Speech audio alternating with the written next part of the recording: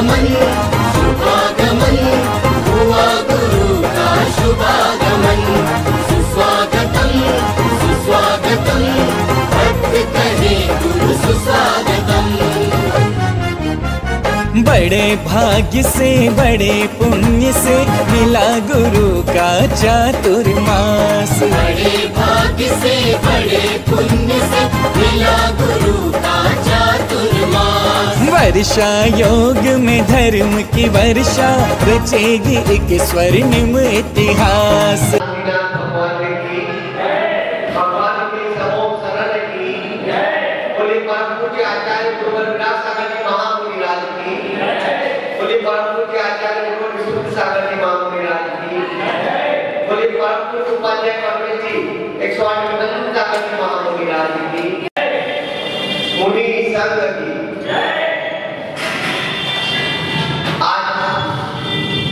धर्मसभा प्राप्त हो उसके पूर्व मैं मंगलाचरण के आमंत्रित कर रहा हूँ श्रीमती बबीता जी को वो आए और मंगलाचरण से आज की धर्मसभा का शुभारंभ करें। श्रीमती बबीता जी।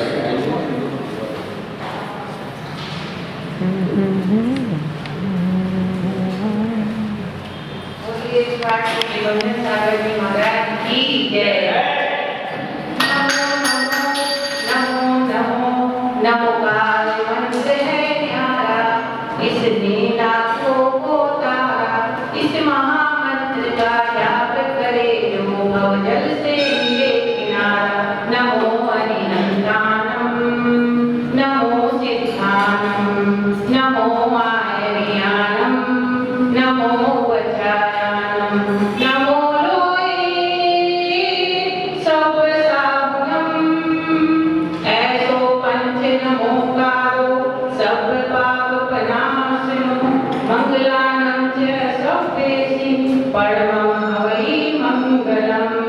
परमं हवै मंगलम परमं हवै मंगलम। नमोस्तु गुरुवे नमोस्तु।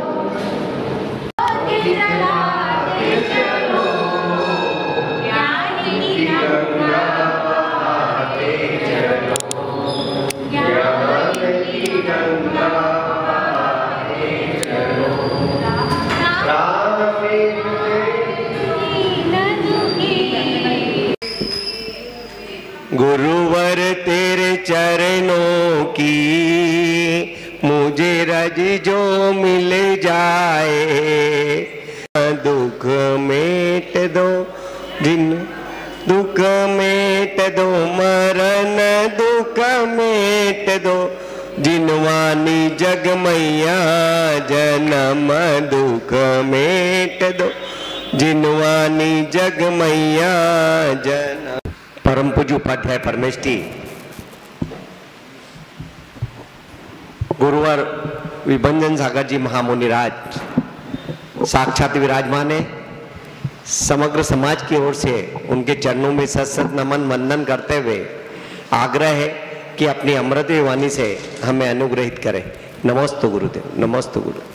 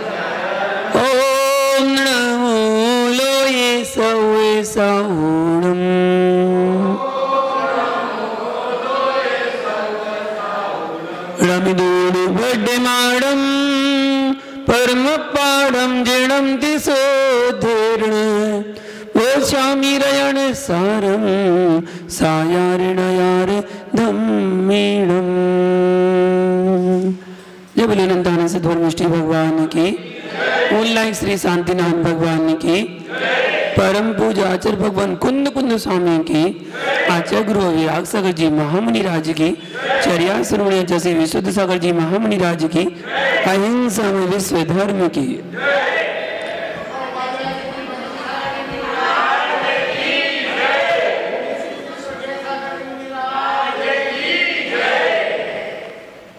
महानुभाव, कल हमने जाना था सुपात्र को दान करने से परंपरा से मोक्ष की प्राप्ति होती है। जो सुपात्रों को दान देता है विशेष रूप से वह दाता पहले भोग भूमि को प्राप्त होता है। भोग भूमि की आयु पूरी कर कर उत्कृष्ट देव पर्याय को प्राप्त करता है और देव पर्याय की अपनी आयु पूरी कर कर मनुष्य पर्याय में आता है और मनुष्य पर्याय में आकर मुनि बनकर मोक्ष को प्राप्त हो जाता है। आज हम जान रहे हैं उत्तम दान का उत्तम फल। आप दान कैसा कर रहे हैं उस पर निर्भर करता है आपको कैसा फल मिलना है। जैसा दान वैसा फल। आचार्य भगवान कहते हैं खेत विशेष काले बवियेषु वियं फलं व्यूलम होई तहा तम जानहि पथ विशेषेषु दान फलम। आचार्य भगवान यहाँ कहते हैं जहां काले, जहां मतलब यथा काले मतलब योग्य समय में खेत विशेष से अर्थात उत्तम खेत में, मतलब जुते हुए खेत में जिसको अच्छे से जोत दिया गया हो ऐसा खेत, उत्तम खेत में सुवियम अर्थात उत्तम निर्दोष बीज, जिस बीज में कोई कमी नहीं कोई खराबी नहीं, ऐसा उत्तम बीज बबियम मतलब बोया जाता है। ये तो आप लोग ज्यादा अनुभव होगा आप लोगों को, क्योंकि आप लोग ये सोम की खेत हैं तो आपको पता होगा कि अगर खेत अच्छा है और अच्छे से जुत गया है और अच्छा कंपनी अच्छा बढ़िया वाला बीज आपने उसमें बो दिया है तो क्या मिलेगा?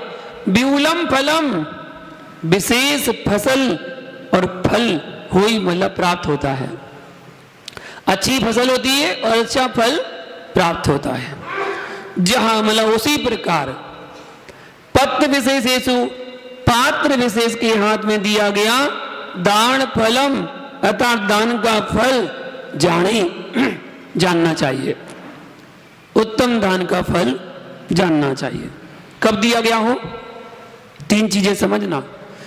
जो काम समय अनुसार, क्रम अनुसार और नियम अनुसार, समय अनुसार, क्रम अनुसार और नियम अनुसार किया जाता है उस काम में सदैव सफलताएं प्राप्त होती हैं। इस बात को समझ लो। जैसे ही खेती का समय आता है उस समय किसान सावधान होकर खेती की तैयारी में प्रमाद को छोड़कर लग जाता है, आलस नहीं करता। अगर उस समय वो आलस कर दे तो बैठा बैठा देखता रह जाएगा, समय निकल जाएगा, फसल नहीं बो पाएगा तो फल की प्राप्ति नहीं हो पाएगी। तो वह किसान प्रमाद को छोड़कर लग जाता है। सबसे पहले खेत को साफ करता है, फिर खेत को जोतता है, फिर मिट्टी को उर्वरा बनाता है, उस खेत में फिर खाद डालता है और फिर उसमें उत्तम खेत में उत्तम बीज को बोता है। बपोनी बोलते उत्तम खेत को, उत्तम खेत में उत्तम बीज को वो बोता है। समय समय पर उस बीज की निगरानी रखता है, पानी से सींचता है और चारों तरफ से बाड़ी लगाकर सुरक्षा करता है। पक्षियों से, पशुओं से उसका रखरखाव करता है।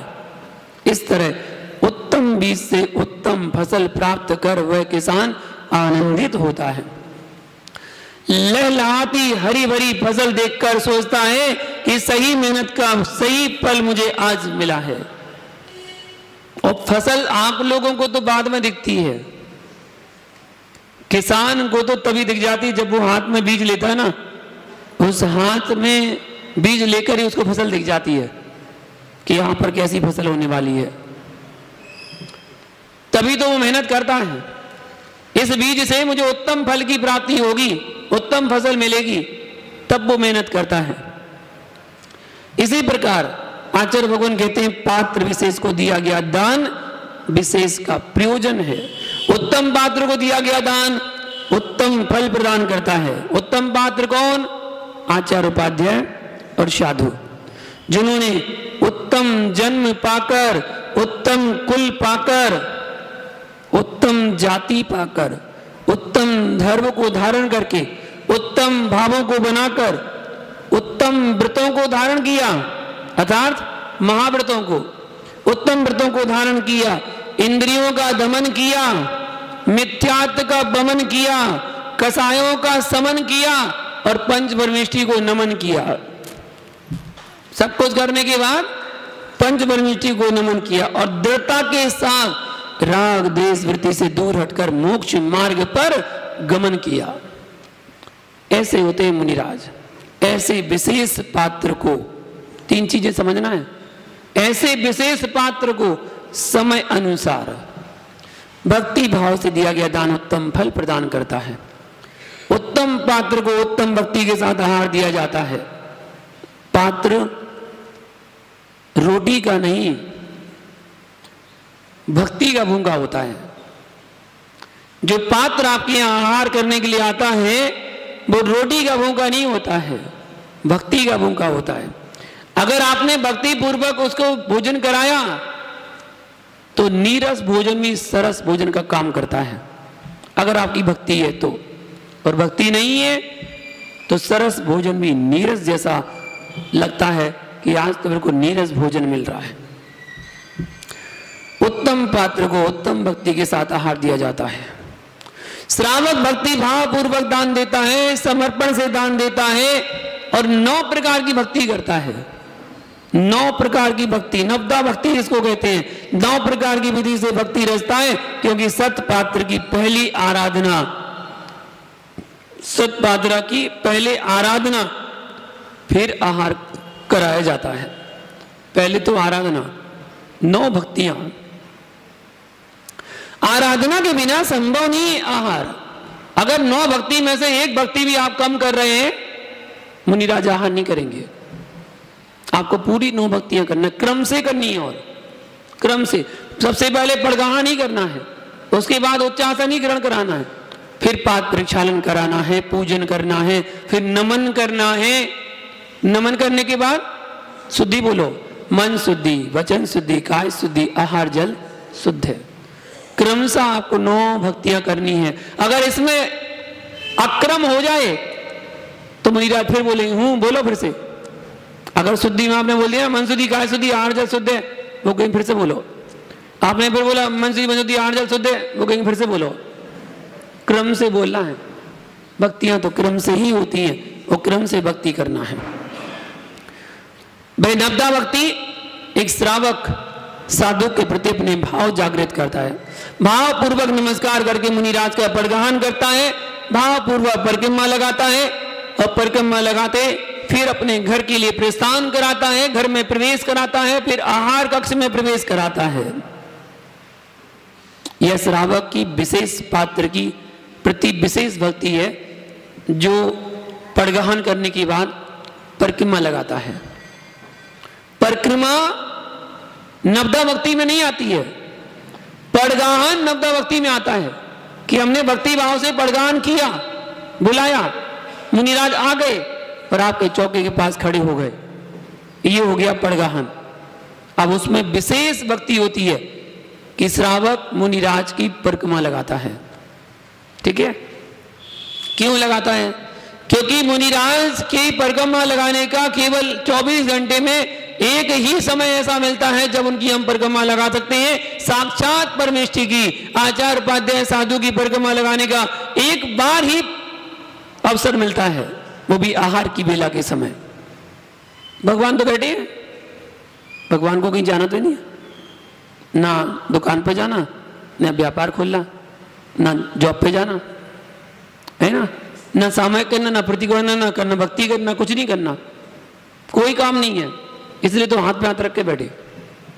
भगवान कैसे बैठे? कोई काम ही नहीं बचा, जो करना था सब कर लिया, अब कोई काम करना बाकी रहा ही नहीं, इसलिए तो हाथ पर हाथ रख के बैठ गए। उन्हें तो कुछ करना नहीं है, इसलिए आप सुबह 6 बजे आओ, सो परिक्रमा लगा लो, 7 बजे, 8 बजे, 9 बजे, 10 बजे, कभी भी आ जाओ, लगा लो परिक्रमा आराम से। लेकिन मुनिराज की परिक्रमा लगाने का अवसर तो एक समय ही मिलता है, जो समय आहार की बेला होती है, पड़गाहन करते हैं, उस समय श्रावक की विशेष भक्ति होती है कि वो परिक्रमा लगाता है। श्रावक गदगदित भाव से होकर, पुलकित भाव होकर, इतना पुलकित होता है, उसका यह प्रतीक होता है। ये इस क्रिया को करने में आगम में कोई बाधा उत्पन्न नहीं होती है, वह आगम विरुद्ध नहीं है, विनय और सद्भावना करते हैं, आचार परंपरा से चली आ रही कोई नई प्रथा नहीं है। श्रावक बड़े भक्ति भाव से उत्तम पात्र के हाथ में अपने हाथ से उत्तम पदार्थ दान में देता है, क्योंकि जो दान में जैसा देगा वैसा ही उसको फल मिलेगा। यदि खेत में किसान ने चना बोया है तो चने की फसल आएगी, गद्दे जी, और सोयाबीन बोया है तो जो अपने खेत में आपने बोया है वही आपको फल मिलने वाला है, उसी की फसल आपको मिलेगी। चाहे चना वो, चाहे मूंग उड़द वो, चाहे गेहूं वो, चाहे मटर वो, कोई भी आप कुछ भी जो बोएंगे वो पाएंगे। आप ये मत सोचो कि चना को बोया और गेहूं की फसल आएगी, ऐसा संभव नहीं है। जैसा बीज बोएगा वैसा ही फल को पाएगा। उसी प्रकार श्रावक जैसा दान देते हैं वैसा ही फल को प्राप्त करते हैं। सब पात्रों को 1 गिलास या 2 गिलास भी भक्ति भाव से दिया गया दान महान अभ्युदय के लिए कारण होता है, महान वैभव को देने वाला होता है, भोग भूमि के भोगों को देने वाला होता है, स्वर्ग की संपदा को देने वाला होता है। राजा श्रेणु ने भी कभी अपने जीवन में किसी मुनि को आहार नहीं दिया था, कभी नहीं दिया था। आहार दान देने का भाव उनका कभी नहीं हुआ था। बहुत सत्पात्र मिले, बहुत सत्पात्र मिले, उत्तम पात्र मिले, परंतु आहार दान देने के परिणाम नहीं कर पाया। कौन? राजा श्रेणिक नहीं कर पाया, क्योंकि पहले से उसने नरक आयु का बंध कर लिया था। और जिस जीव ने नरक आयु का बंध कर लिया है, जिसने नरक आयु का बंध पहले कर लिया है, वो जीव दिगंबर मुनिराज को अपने हाथों से आहार दान नहीं कर सकता है, नहीं कर सकता है। जिसने भी नरक आयु का बंध कर लिया, भाई आहार नहीं दे सकता, भाव बना सकता है, दूसरे को दिलवा सकता है, लेकिन खुद अपने हाथों से आहार दान नहीं दे पाता है। सतपात्र महापुण्य से मिलता है। रानी चेल्ला आहार देने के लिए सदैव तैयार रहती थी, जिसका परिणाम ये निकला कि उसी जीवन में संयम को प्राप्त किया और स्वर्ग के वैभव को प्राप्त किया। दान का फल कभी निष्फल नहीं होता है। दान नादान अज्ञानी व्यक्ति कभी नहीं कर सकता। जो नादान है, जो अज्ञानी है, वो व्यक्ति कभी नहीं कर सकता। और यही कारण है क्या कि 8 साल की उम्र के पहले किसी बच्चे से आहार नहीं दिलाया जाता, क्योंकि वो अभी नादान है, अभी उसके अंदर नादानी है, चंचलता है, इसलिए उसके हाथों से आहार नहीं दिलवाया जाता है। आज वर्तमान में थोड़ा सा फ्लेक्सिबल हुए साधु और हाथ लगवाने लगे कि चलो हाथ में हाथ लगा दो। पात्र में हाथ नहीं लगवाएंगे। जिस पात्र से आहार चल रहा है उस पात्र में हाथ नहीं लगवाएंगे। जिन हाथों से दे रहा है उन हाथों में हाथ लगवा देते हैं कि चलो 1 साल छोटा है, 2 साल छोटा है, हाथ लगा लो, लेकिन उससे आहार नहीं लेते हैं। 8 साल की उम्र पूरी होना चाहिए, तभी वो आहार देने का पात्र बनता है। नादानी में आहार नहीं दिया जाता है, अज्ञानी में आहार नहीं दिया जाता है, और ना वो दे सकता है। सत्पात्रों को सद्भावना से दिया गया दान परंपरा से मोक्ष का कारण बनता है। इसलिए सदैव उत्तम विचार से उत्तम आहार देना चाहिए, उत्तम से उत्तम पदार्थ आहार में देना चाहिए, क्योंकि साधु बार बार नहीं खाते, एक बार ही द्वार पर आते हैं साधु का आहार कराना सरल है, बहुत सरल है। आप लोगों को पता है ना, बहुत सरल है ना। साधु को आहार कराना बहुत सरल है, पर साधु का पड़गाहन करना, आहार कराना बहुत सरल है, बिल्कुल सरल। बस थाली लेके खड़े हो जाओ, चलाते जाओ, देते जाओ। आहार कराना बहुत सरल है, पर पड़गाहन करना बहुत कठिन है। बहुत बार बुलाने पर, बहुत बार पड़गाहन करने से आते हैं। जिस दिन समदृष्टि के लिए उत्तम पात्र मिल जाता है, उस दिन वह दीपावली मनाता है, उस दिन वह दीपावली मनाता है। मुनि का घर पर आना रक्षाबंधन है, गुरु का घर पर आना, आहार कराना ही पर्युषण पर्व है, क्योंकि संत बसंत लेकर आता है। मुनि का घर में आना सभी त्योहारों को एक साथ निमंत्रण देना है।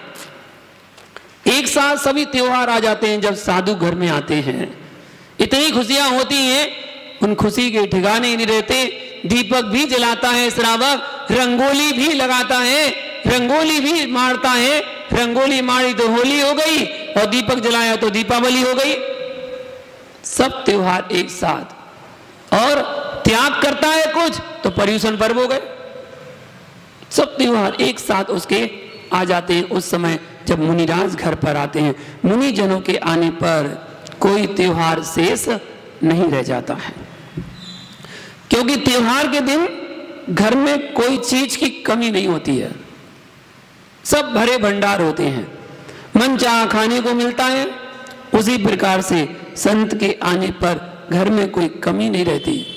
आपको ज्ञात होना चाहिए, जिस समय कुंडलपुर के राजा सिद्धार्थ के घर में जब महावीर स्वामी का जन्म हुआ, उस समय उनके घर का वैभव इतना बड़ा खूब बढ़ने लगा, वृद्धि को प्राप्त होता गया।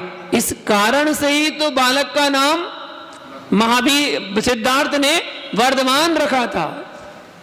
इस कारण ही रखा था, वर्धमान, जिसके आने पर सब चीजों की वृद्धि होती गई, वो वर्धमान रखा गया। देखो, घर में तीर्थंकर का जन्म हुआ तो घर का वैभव बढ़ने लगा। फिर घर में मुनिराज आने पर चौके का आहार नहीं बढ़ेगा, अतः बढ़ता ही है।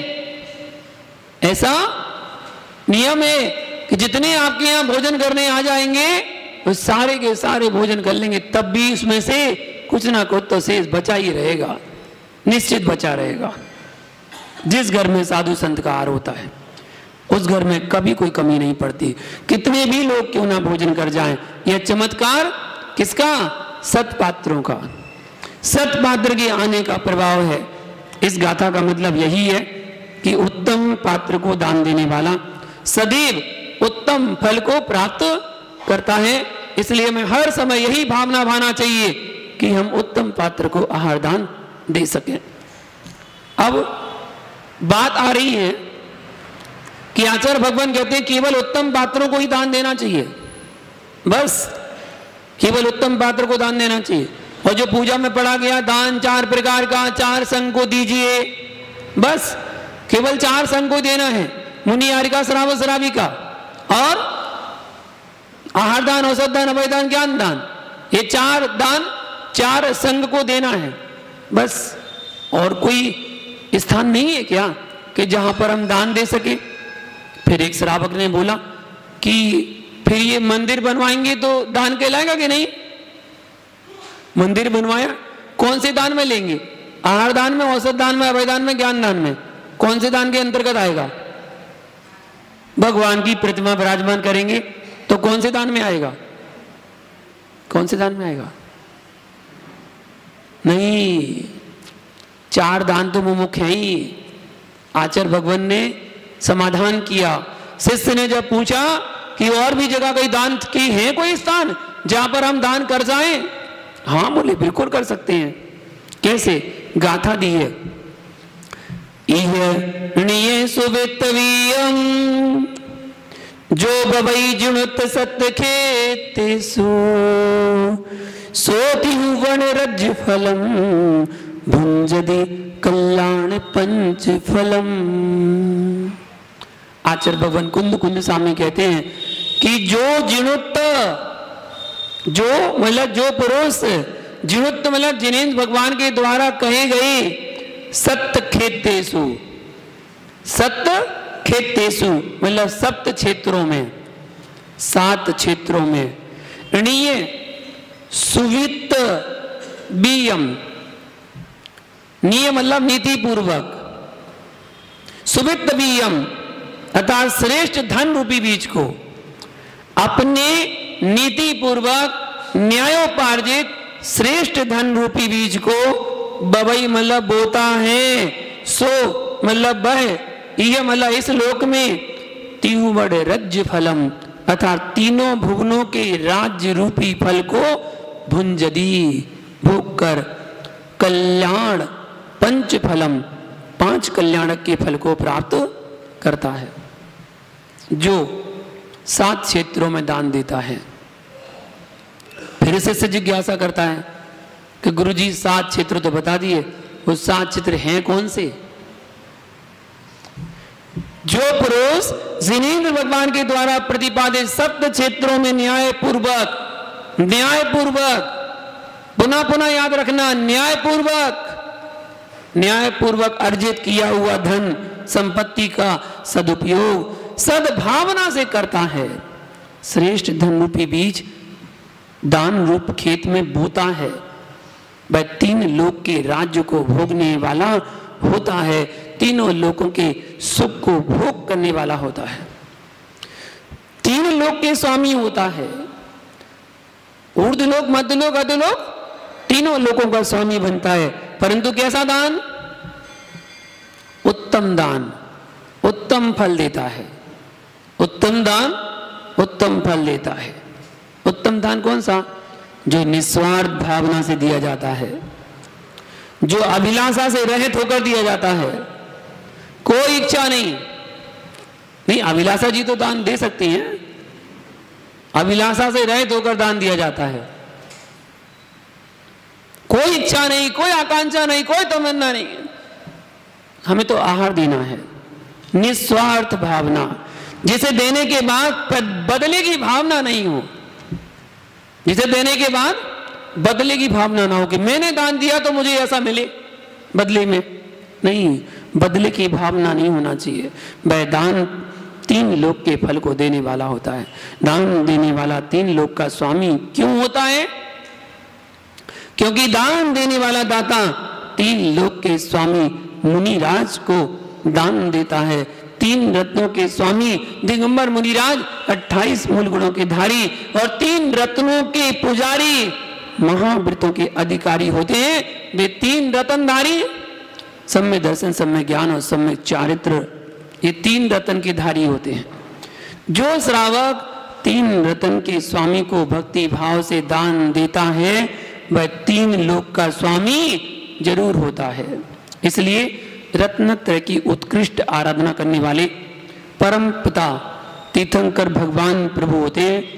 ऐसा आचार्य भगवान ने कहा है कि जिन तीर्थंकर प्रभु को जो श्रावक संयम और भक्ति पूर्वक उनकी मुनि अवस्था में एक ग्रास आहार दे देता है। अब ग्रास का अर्थ यहाँ पर रोटी मत लगा लेना, वरना बोलो कि आपने कहा था एक ग्रास का मतलब रोटी मत लगा लेना। ग्रास मतलब ग्रास, जो अंजलि में एक बार बन जाए वो ग्रास कहलाता है। उस ग्रास को ग्रहण करना, एक ग्रास कुछ भी दे दो। ये तो धारणा बना ली लोगों ने कि हमें तो रोटी का ही ग्रास देना है। क्यों रोटी ग्रास क्यों देना है? क्या सब्जी खानी रहे? क्या मीठा नमकीन खानी रहे? भाई कुछ भी खा लो, चाहे मीठा, चाहे नमकीन, चाहे जूस, कुछ भी खा लेना। अंदर जाके क्या बनना है? मलमूत्र। अंदर जाके क्या बनना है? सबको बनना है। चाहे बढ़िया बड़ी जलेबी खा लो, चाहे गुलाब जामुन खा लो, चाहे रसमलाई खा लो, है ना? गार्गी पानी आ रहा? अच्छा, चाहे कुछ भी खा लेना, बढ़िया से बढ़िया पकवान खा लेना। घाटी उतरे माटी, ये घाटी है, इस घाटी से जैसे ही उतरता है वो सब क्या बन जाता है? माटी। चाहे रूखा सूखा खाओ, चाहे पकवान खाओ, जाना तो अंदर है और अंदर जाके बनना तो माटी है। जब माटी बनना है तो गिलास के पीछे क्यों हाथ धो के पीछे पड़े, क्यों नहा धोकर पीछे पड़े कि हमें तो गिलास ही देना है। एक अम्मा से मैंने पूछा, वो बार बार जिद कर रही थी, मुझे तो गिलास देना, मुझे तो गिलास देना। मैंने कहा अभी रुक जाओ, आहार की बात बताता हूं मैं। आहार संपन्न हुआ। मैंने पूछा, दादी एक बात तो बताओ, तुम गिलास के पीछे हाथ धो के क्यों पड़ी थी कि हमें तो गिलास देना, गिलास देना। वो हंसने लगी। फिर कहती है, मुनिराज ऐसा है, हमने सुना है कि जो मुनिराज को गिलास देता है, अन्न देता है, उसको आगे पर्याय में अन्न मिलता है, और जो पानी देता है उसको अगली पर्याय में पानी मिलता है। तो इसलिए अन्न पानी देना बहुत जरूरी होता है, तभी तो अन्न पानी मिलेगा, वरना नरक में चले जाएंगे तो अन्न पानी नहीं मिलता वहां पर। तो अन्न पानी तो चाहिए ना। हमने अच्छा ये बात है। हमने कहा कोई बात नहीं, अन्न दे दिया करो आप। तो बोले कल से गिलास दे देंगे। हम नहीं, गिलास नहीं देना। फिर हमने दाल क्या है, बोले अन्न। चावल क्या है, बोले अन्न। छोले क्या है, बोले अन्न। राजमा क्या है, बोले अन्न। कुछ भी दे देना, अन्न तो अन्न है। दाल दे दो, चावल दे दो, वही अन्न कहलाता है, वही अन्न है। वो पानी तो दे ही रहे हैं। रोटी के पीछे काहे हाथ धोगे बड़े भैया, है? रोटी में हाथ लगते हैं। वर्तमान में तो अलग परिपाटी हो गई। पहले के साधु बहुत गिलानी विजय प्राप्त थे। गिलानी विजय, उनको कोई गिलानी नहीं होती थी। जब मैं गोमटेश्वर में था तो गोमटेश्वर में गढ़नी आरिका विजयमती माता जी थी। मैं ब्रह्मचारी था, दीक्षा होने वाली थी, 4 दिन बाद दीक्षा होने वाली थी। और बहुत इच्छा थी हमारी कि बहुत पुरानी माता जी हैं और मुझे आहार देना है, मेरी बहुत इच्छा थी। पहुंच गया मैं आहार देने के लिए। जो अपने नॉर्मल कपड़े चलते हैं पहले पहन के, शुद्धि के पहन के चले गए। पहुंचे तो वहां पर तो गार्ड खड़े हुए थे। गार्ड मतलब चौके वाले, बाहर ही खड़े थे। भैया जी कपड़े शुद्ध हमने कि मेरे को सोले के हैं।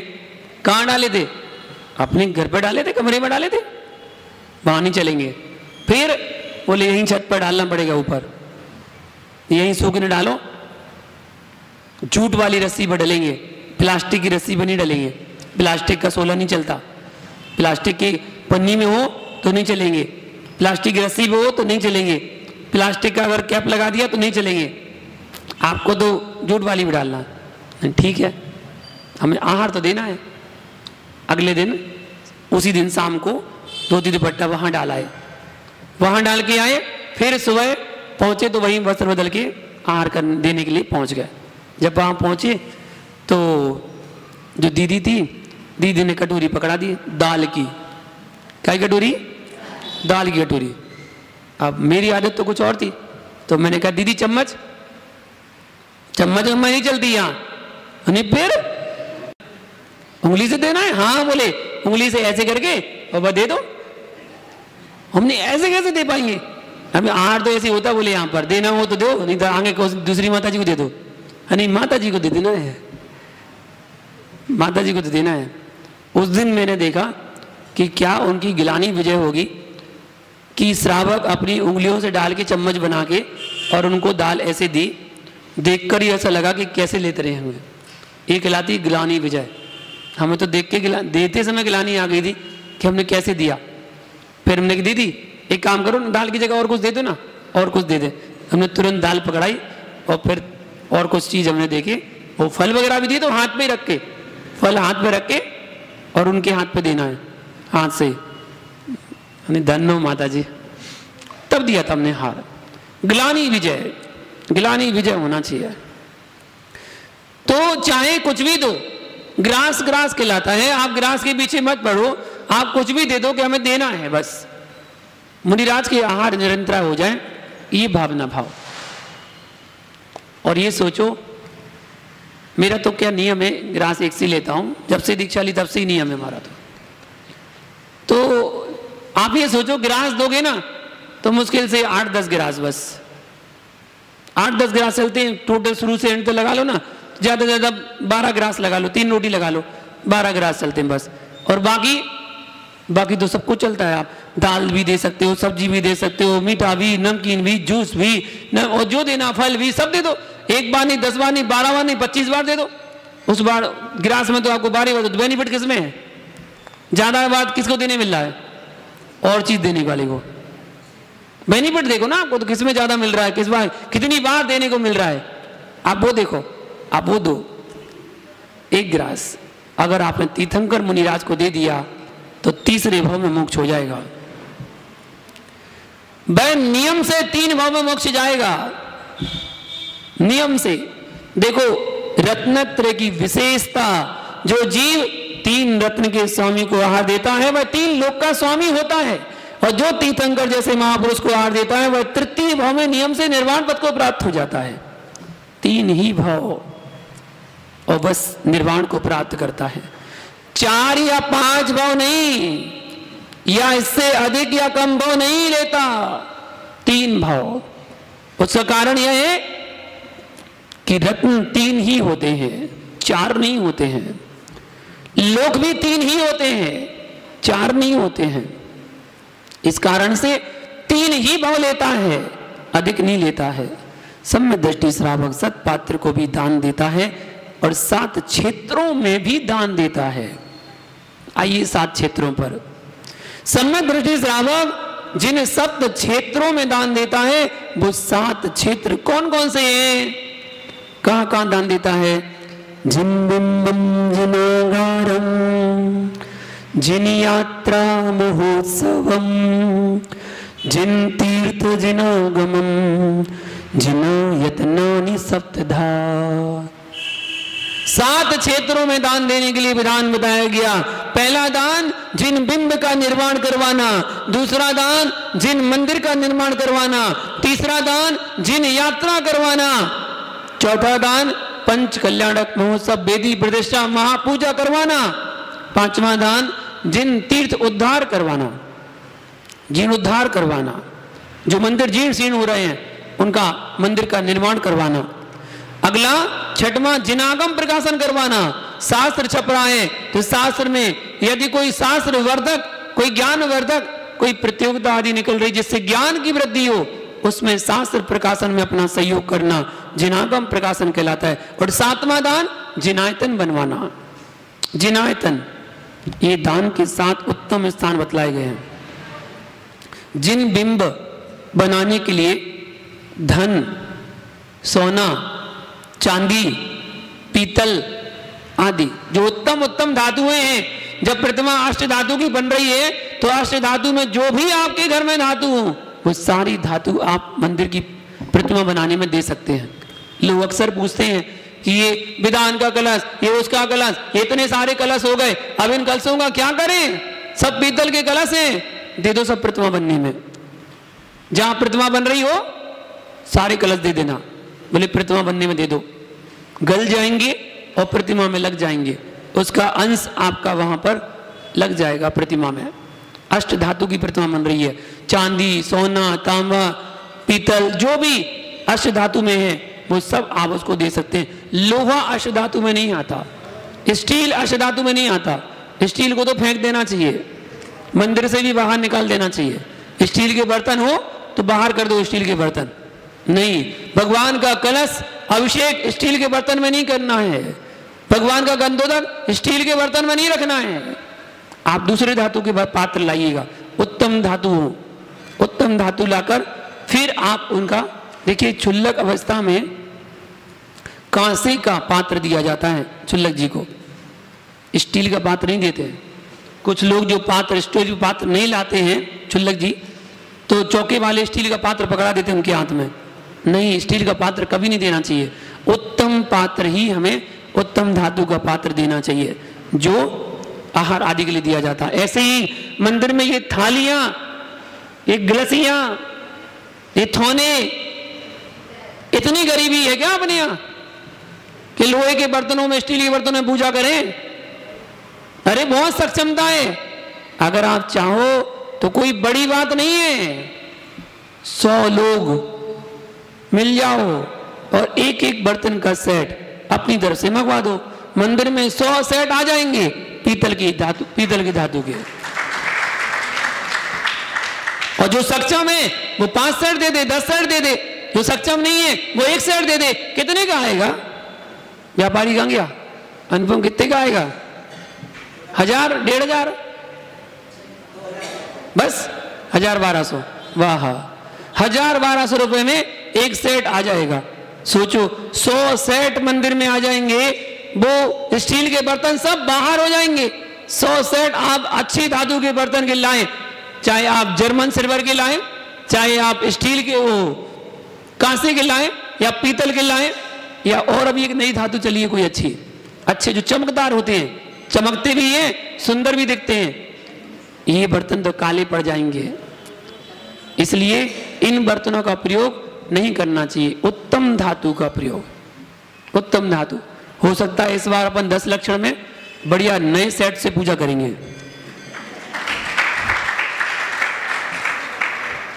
देखते जाओ चतुर्मास में क्या क्या होता है। भूल तो नहीं है कल वाली बात, रह गई नहीं कर देंगे हो। कल वाली बात आपको बताई थी ना, भूल मत जाना। अभी भी जिन जिन के भाव हो अपना नाम लिखवा देना। 100 परिवारों में से केवल 30 परिवार, 31 चाहिए भैया, वरना 31 तारीख को भूखे रहना पड़ेगा। 31 परिवार के नाम चाहिए जो एक दिन महीने में चौका लगाएगा शुद्ध भोजन का, उसके यहाँ शुद्ध चौका लगेगा। धार नगरी ऐसी होगी, इंदौर के आसपास क्या पूरे मध्य प्रदेश में ऐसा नगर कहलाएगा धार नगर, जहां 365 दिन चौका लगता है। बस केवल महीने में एक बार चौका लगाना है, महीने में एक बार। चौका थोड़ी लगाना है, चौका नहीं लगाना, अपने लिए शुद्ध भोजन खाना है। बस लग गया चौका, लग गया चौका। कुछ नाम तो कल आ गए थे, कुछ नाम बाकी रह गए हैं। अपनी डेट फाइनल करवा के और पूरे महीने की बुक करवा के और मंदिर के बाहर नाम लिख जाएगा, इतनी तारीख को इनके यहाँ शुद्ध भोजन बनता है। कोई त्यागी वृत्ति आ भी जाएगा ना तो उसके यहाँ तुरंत भेज देना, उसके यहाँ शुद्ध भोजन बना है, आहार उसके यहाँ होगा साहब का। उत्तम दान, जिन बिंब बनवाना, उत्तम धातुओं को दान देकर जिन बिंब बनवाना और उसको स्थापित कराना महान पुण्य प्राप्त करता है। श्रावक आचार आदि ग्रंथों में आचार्यों ने बताया है कि जो अंगुष्ठ प्रमाण जिन बिंब निर्माण करवाता है और उसकी पूजा करता है, उसका फल कहने में कौन समर्थ हो सकता है, अर्थात कोई नहीं। इतनी सी प्रतिमा अंगुष्ठ प्रमाण वह अक्षय पुण्य का उपार्जन करता है। जैसा कि कर्नाटक श्रीमय वेगुला में चामुंडा राय ने बाहुबली स्वामी की विशाल प्रतिमा का निर्माण करवाया था। चामुंडा राय ने प्रतिमा के साथ साथ उतना ही विशाल पुण्य का संचय भी किया था। जितनी विशाल प्रतिमा उतना विशाल पुण्य का संचय किया। धन्य है वह चामुंडा राय, जन जन की आंखों का सितारा बन गया। ऐसा होता है दान। जब जब बाहुबली का नाम लिया जाता है तब तब चामुंडा राय का नाम लिया जाता है। चामुंडा राय का एक नाम गोमट था। गोमट, गोमट के ईश्वर बाहुबली थे। उस क्षेत्र का नाम क्या बन गया? गोमटेश्वर। गोमट प्लस ईश्वर बराबर गोमटेश्वर, उस क्षेत्र का नाम पड़ गया। बाहुबली का नाम उस भक्त के साथ, भक्त का नाम बाहुबली के साथ ऐसा जुड़ा कि आज वो पूरे भारत ही क्या विश्व में गोमटेश्वर बाहुबली के नाम से जाना जाता है। ऐसा दान कहलाता है। चैतन्य आत्मन सदैव दान देने में, प्रतिमा बनवाने में अपनी संपत्ति का सदुपयोग करता है। जिन बिंब के बाद दूसरा दान कौन सा? जिन मंदिर बनवाना। मंदिर बनवाना दूसरे स्थान पर जिन मंदिर को क्यों कहा गया? उसका कारण यह है कि जिन प्रतिमा का बनवा दी, अब जिन बिंब जो बनवाया, निर्माण करवाया, कहां विराजमान करोगे? मंदिर में करोगे। तो मंदिर का निर्माण करवाना, जरूर करवाना, घमंड मत करना। मैंने आपको बताया था एक ऐसे सेठ हुए हैं जिन्होंने पूरा मंदिर का निर्माण करवा दिया, बस मंदिर की 5 सीढ़ियां छोड़ दी। जिन सीढ़ियों से चढ़कर मंदिर में जाते हैं वो सीढ़ियां छोड़ दी और क्या कह दिया समाज वालों से? पैसे खत्म हो गए, पूरा मंदिर बनवा दिया शिखरबद्ध, और लास्ट की सीढ़ी के लिए क्या कह दिया, पैसे खत्म हो गए। वो तो आप लोग भैया आपस में इकट्ठे कर लो पैसे, इकट्ठे पैसे करके सीढ़ियां बनवा लो, वरना दर्शन कैसे कर पाएंगे। बस समाज वालों ने 10 रुपए 20 रुपए 50 रुपए इकट्ठे करके और वो सीढ़ियों को निर्माण करवाया, और फिर बोला मंदिर किसका है, सबने मिलकर बनवाया। किसने मिलकर बनवाया, सबने मिलकर बनवाया, सबने अपना 10-10 रुपए 20-20 रुपए सबने दिए, सबने मिलकर बनवाया। मंदिर तो समाज का है, सबका है, मेरा कुछ नहीं है। ऐसे थे वो सेठ।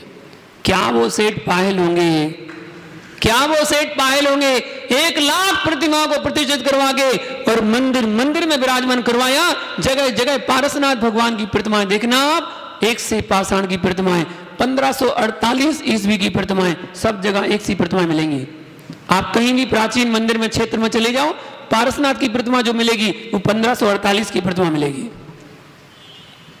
क्या प्रतिमा विराजमान कराई होंगी, आपके यहाँ भी विराजमान है तीसरी वेदी में ऊपर, 1548 ईस्वी की मूर्ति, विक्रम संवत उस समय बनवाई थी। वो नाम अमर कर गए जिन्होंने प्रतिमा विराजमान की है। और लेकिन एक बात ध्यान रखना, उस प्रतिमा में देख लेना कहीं भी उनका नाम नहीं लिखा। विराजमान तो की है लेकिन कहीं नाम नहीं लिखवाया। आज की कोई प्रतिमा विराजमान करता है तो अपने से ऊपर चले जाने वालों का भी नाम लिखवाता है।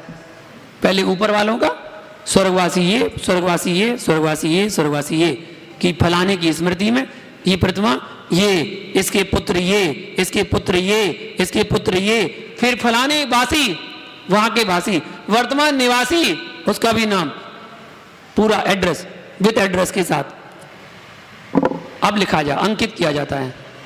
क्या बताना चाहते हैं आप, एक प्रतिमा विराजमान कर दी, आपने सब कुछ दे दिया क्या, देकर मान मत करना। प्रतिमा विराजमान करने के लिए विशाल मंदिरों का निर्माण जरूरी है।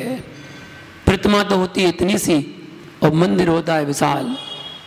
मंदिर बनाने में समय लगता है, मंदिर बनाने में, मंदिर बनवाने में समय लगता है, पैसा लगता है। इसी कारण से जिन प्रतिमा, जिन बिंब के बाद जिन मंदिर बनवाने का उपदेश दिया गया है, श्रावक आचार ग्रंथों में उपदेश मिलता है। जो श्रावक बिंबी दल किंदूरी का पत्र कहलाता है, उसके बराबर मंदिर बनवाकर उनमें जो जौ तो छोटी सी होती है, जौ प्रमाण जिन बिंब स्थापित करता है और उसकी पूजा करता है, उसे मुक्ति समीपवर्ती होती है, अर्थात मोक्ष सुख को प्राप्त करता है।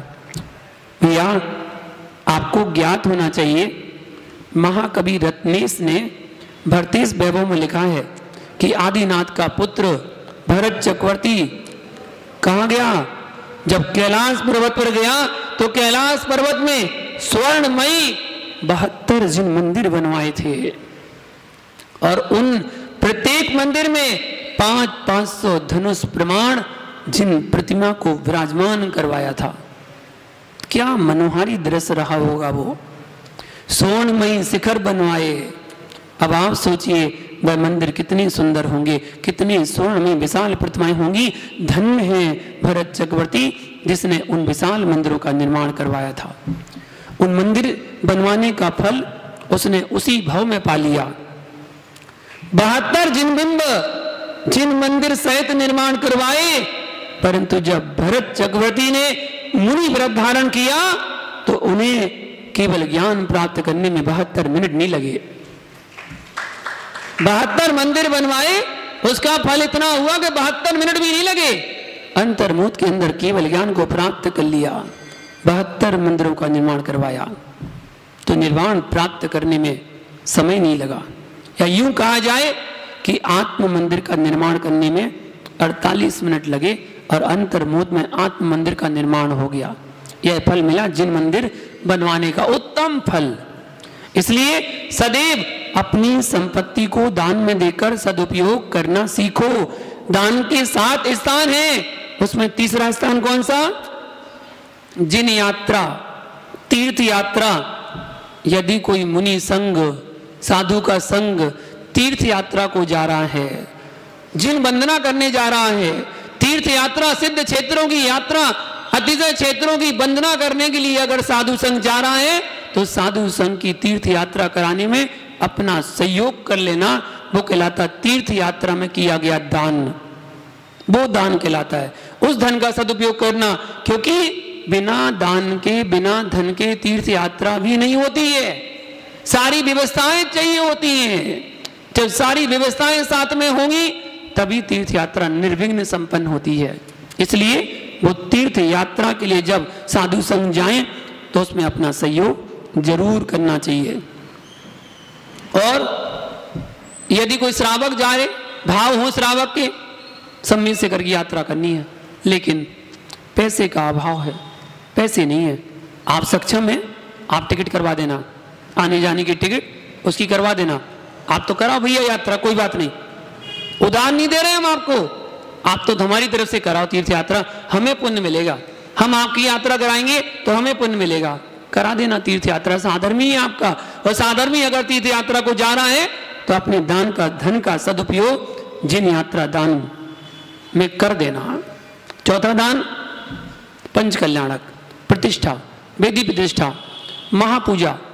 महापूजा मतलब इंद्रध्वज पूजा, सर्वतोभद्र पूजा, बार बार न बताना पड़े, अष्टांगा पूजा, समोषण पूजा, ये महापूजा के अंतर्गत आती हैं।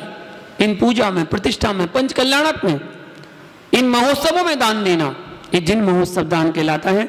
जिस क्षेत्र में, जिस गांव में जिन प्रतिष्ठा हो रही हो, वेदी प्रतिष्ठा हो रही हो, उसमें निष्ठा पूर्वक दान देना, सहयोग करना, क्योंकि अच्छे स्थान पर धन संपत्ति दान देने से धन संपत्ति की वृद्धि ही होती है। दान देने से संपत्ति कभी कमी नहीं होती है। दान का उपयोग अच्छी जगह करने में कोई बुराई नहीं है। एक और दान, पांचवा दान कौन सा? तीर्थ उद्धार, जीर्ण उद्धार। कोई मंदिर की दीवार गिरने वाली है, बनवा दो दीवार। कोई मंदिर की बेदी जीर्ण शीर्ण हो रहा है, काम करवा दो, तोड़ मत देना। पता चले बोले दीवार गिर रही है, मंदिर गिरा दो, पूरा मंदिर ही गिरा दिया। शिखरबद्ध मंदिर गिराओगे तो घोर पाप का बंध होगा। अगर आपको मंदिर छोटा पड़ रहा हो, कहते ना मंदिर छोटा पड़ रहा हो, तो आचार्यों ने कहा है बगल में जमीन लेके और विशाल मंदिर बनवा देना, लेकिन प्राचीन मंदिर को ध्वस्त मत करना, तोड़ना मत प्राचीन मंदिर को, घोर पाप लगेगा। आपको छोटा पड़ने लगा ना मंदिर, समाज बड़ी हो गई, दूसरी जमीन ले लो, एक बड़ी जमीन, और वहां पर विशाल मंदिर बनवा लो। जो प्राचीन मंदिर वो प्राचीन ही रहने दो, वरना उसकी प्राचीनता समाप्त हो जाएगी। एक 500 साल पुराना मंदिर था, उसको समाज वालों ने ध्वस्त कर दिया, जमीन से लेवल कर दिया। 5 मंदिर थे वहां पर, उस कॉलोनी का नाम 5 मंदिर था। मेरे ख्याल से टोंक में है या मोदी में, टोंक में है, टोंक में 5 मंदिर कॉलोनी है, और 5 मंदिर आसपास हैं, बिल्कुल लगे हुए, इसलिए उसका कॉलोनी का नाम ही है 5 मंदिर। 4 मंदिर हैं, एक मंदिर 500 साल पुराना जो था उसको गिरा के बिल्कुल जमीन से लेबर करके पिलर बनाना शुरू करे। मेरा वहां पर जाना हुआ 2018 में, जब मैं जयपुर शास्त्री नगर चतुर्मास करने जा रहा था, उस समय की बात। मैंने उनसे पूछा ये मंदिर कब का था, कितने साल पुराना था? बोले 500 साल पुराना था। अरे वाह क्या बात है। हमने अब ये कितने साल में बन जाएगा? बोले 2-3 साल में बन जाएगा।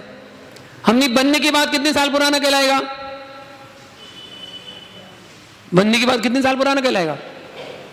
5 मंदिर में कितने साल पुराना कहलाएगा? नवीन मंदिर कहलाएगा। कौन सा मंदिर? 5 मंदिर में कौन सा मंदिर है वो? नया मंदिर। जो नया मंदिर बना ना वो नया मंदिर कहलाएगा।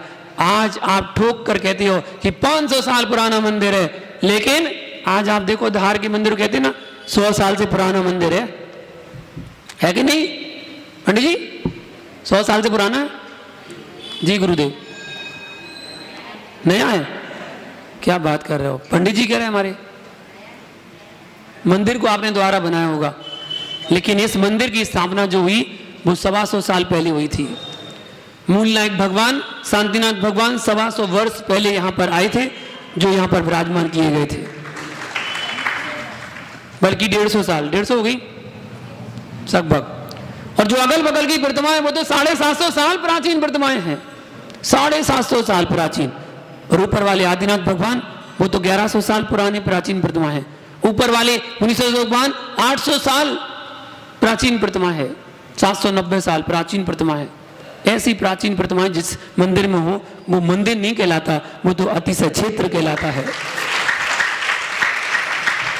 ये धार नगर का मंदिर नहीं, ये धार नगर का अतिशय क्षेत्र है, जहां पर भक्तांबर स्त्रोत जैसे महाकाव्य की रचना हुई है, जहां महास्त्रोत की रचना हुई है, ऐसा स्त्रोत की रचना जहां हो गई वो तो अतिशय क्षेत्र से कम नहीं है। जिन तीर्थ उद्धार, जिन क्षेत्रों पर, जिन मंदिरों में जीर्णोद्धार हो रहा है, उस मंदिर में निर्माण के लिए अपनी संपत्ति को दान में देना, ये दान कहलाता है। और छठवां दान जिनागम प्रकाशन करवाना। यदि कोई त्यागी वृत्ति या कोई विद्वान शास्त्र आदि का प्रकाशन करना चाहते हैं तो उसे, या कोई प्राचीन पांडुलिपि है वो छपना चाह रहा है ग्रंथ, उसके लिए आप अपनी संपत्ति को सत्य कार्यों में प्रकाशित करने में, छपवाने में उसका सहयोग करिएगा। स्वाध्याय के निमित्त से जन जन तक पहुंचना, श्रुत भंडार में रखना, जिसके माध्यम से लोग ज्ञान प्राप्त करेंगे। शास्त्र का प्रकाशन करना अज्ञान के पर्दे को नष्ट करना है। शास्त्र प्रकाशन का मतलब यही है कि जिनेंद्र भगवान की वाणी को जन जन तक पहुंचाना, जन जन तक। आज देखो कितने श्रावक अपने घर पर शास्त्र को विराजमान करके पुरुषार्थ सिद्धि उपाय ग्रंथ का स्वाध्याय कर रहे हैं। ये स्वाध्याय तो है, अगर आपके पास वो प्रतियोगिता नहीं निकाली गई होती तो आप शास्त्र स्वाध्याय करते क्या? करते क्या? नहीं करते। और करते तो 1 साल 2 साल में हो पाता, और अब 3 महीने के अंदर वो ग्रंथ पूरा हो जाएगा। 3 महीने के अंदर। एक हमारी अम्मा कौन सी है, वो तो 1 महीने में कर चुकी, उनका तो पूरा हो गया, ग्रंथ ही पूरा हो गया। उन्होंने तो पूरे 1000 क्वेश्चन के आंसर भी ढूंढ लिए। हमने कहा वाह, ऐसे भी लोग हैं श्रावक, कितना स्वाध्याय कर रहे हैं। जैसे हमने जाप करने के लिए बोला, ओ भैया जाप करने के फार्म अभी तो अगस्त शुरू हुआ है और फार्म भर के भी आने लगे। 5 फार्म तो आ चुके हैं, 5 फार्म जाप के आ चुके हैं, 100 से ऊपर होने वाले हैं। जैसा कि अपना संकल्प 1.25 करोड़ मंत्रों की जाप का है, वो 1.25 करोड़ मंत्र भी संपन्न होगी अच्छे से, ज्यादा ही होंगी, कम नहीं हो सकती, ये पक्की बात है। हमारी माला मिली ना उसको। 7वां स्थान कौन सा? जिनायतन। जिनायतन बनवाना। जिनायतन का स्वरूप क्या है? तो द्रव्य संग्रह ग्रंथ में कहा है सम्मिक्त गुणों का, सम्मिक्त आदि गुणों का आयतन। घर, आयतन मतलब घर, आवास, आश्रय, आधार करने का जो निमित्त है उसको आयतन कहते हैं। अलग अलग धर्म में अलग अलग आयतन बताए गए हैं। बौद्ध दर्शन में 12 आयतन बताए गए हैं, पर जैन दर्शन में 6 आयतन बताए गए हैं। सच्चे देव, शास्त्र, गुरु और इन तीनों को विराजमान करने का स्थान, ये आयतन कहलाते हैं। देव, शास्त्र, गुरु और उनको विराजमान करने का स्थान। देव का स्थान वेदी, सिंहासन, जिनमा, और शास्त्र का स्थान अलवारी, और गुरु का स्थान तखत, पाटे, सिंहासन, चौकी, कमरा, ये उनके आसन है, जिनायतन कहलाते हैं। इन जिनायतन में भी आप अपना सहयोग कर कर अपने धन का सदुपयोग करके दान दे सकते हैं। इस प्रकार सच्चे देव शास्त्र गुरु की जो वैयावृत्ति के योग्य जो आयतन के संबंधित दान कहलाता है वो जिनायतन के अंतर्गत आता है। और ऐसे 7 क्षेत्रों में चटाई आदि भी जिनायतन में कहलाएगा। जो मुनिराज को आप चटाई आदि देते हैं वो चटाई भी जिनायतन के अंतर्गत रखा जा सकता है, उसको दान में आएगा। इस प्रकार भव्य श्रावक जो होगा वो इन 7 परम स्थानों में दान देता है। भव्य प्राणी क्या करेगा? इसका फल स्वरूप पंच कल्याण के फल को प्राप्त करेगा। गर्भ, जन, तप, ज्ञान, निर्वाण, पंच कल्याण को प्राप्त करेगा। पंच कल्याण किसके होते हैं? तीर्थंकर के। तीर्थंकर प्रकृति का बंध कौन करता है? जो 16 कारण भावनाओं को भाता है, सतत चिंतन करता है, वह तीर्थंकर कर्म प्रकृति का बंध करता है। केवली या श्रुत केवली के पाद मूल में वो तीर्थंकर प्रकृति का बंध होता है, जैसे राजा श्रेणिक ने महावीर स्वामी के समूषण में किया था। 7 स्थानों में दान देता है, वह महान तीर्थंकर पद को प्राप्त भी कर सकता है। पंच कल्याणक के पंच फल को भोगता है। कौन दान कौन देता है? दाता। किसको देता है? पात्र को। इनके अलावा 7 क्षेत्रों में कौन से फल को प्राप्त करता है? 5 कल्याणक को, गर्भ, जन्म, तप, ज्ञान और मोक्ष कल्याणक। वो गर्भ कल्याणक 6 महीने पहले से रत्नों की वृष्टि हो रही है, 9 महीने बाद तक रत्नों की वृष्टि हुई, 15 महीने तक गर्भ में आए जीव की रत्नों की वर्षा हो रही है। 56 कुमारियां सेवा करने आ रही हैं, अष्ट कुमारी सेवा करने आ रही हैं। उस गर्भ के समय में माता 16 स्वप्न देख रही है। और जन्म कल्याणक में सौदरमिंद्र आगे हाथ जोड़ के खड़ा है। बालक को ऐरावत हाथी पर ले जाकर सुमेरु पर्वत पर 1008 कलशों से महाअभिषेक करता है। फिर जन्म कल्याणक हो गया, दीक्षा लेने के लिए तत्पर हो गए तो देव लोग आ गए दीक्षा मनाने के लिए। पालकी हम उठाएंगे, मनुष्य कह रहे हम उठाएंगे। उठो, ठीक है, 4 कदम तुम चल लो, बाकी तो वहीं को उठानी है। श्रावक को दे देते पहले, क्योंकि संयमी वो ही बन सकते हैं। 4 कदम वो उठाते हैं, 7 कदम, उसके बाद देव लोग आकाश मार्ग से वो दीक्षा पालकी को लेकर चले जाते हैं, दीक्षा धारण कर लेते हैं, तब कल्याणक हो जाता है। और फिर ज्ञान कल्याणक, केवल ज्ञान की प्राप्ति होती है, समोषण की रचना होती है। और फिर मोक्ष कल्याणक, योग निरोध की क्रिया करके, समुद्घात क्रिया करके वो तीर्थंकर मोक्ष को प्राप्त कर लेते हैं। ऐसे 5 कल्याणक को प्राप्त करने के लिए श्रावक अपने धन का सदुपयोग करता है, 7 पात्रों को दान देकर, 7 क्षेत्रों में दान देकर। तो हम उन 7 क्षेत्रों में दान दें जिससे हम भी उत्तम गति को प्राप्त कर सकें। इसी भावना के साथ कल आपको बताएंगे सुपात्र दान से सांसारिक सुख भी मिलते हैं, उसकी व्याख्या आपको कल बताएंगे। आज के लिए इतना ही। जय बोलो शांतिनाथ भगवान की। से सोझो लोकालो सोबाणी मस्तक नमो सदा दे तो डो, हे जिनवाणी भारती तू जपो दिन देव, जो तेरी शरणा गए सो पावे सुख जैन। देव भजो अरविंद को गुरु सेवा निर्ग्रंथ, दया धर्म पालो सदा यही मोक्ष का बंध। धर्म कर संसार सुख, धर्म कर निर्वाण, धर्म बंसा दे बिना नरते समान। सब लोग बैठकर जिनवाणी को नमस्कार करें, 9 बार नमोकार मंत्र का जाप करेंगे।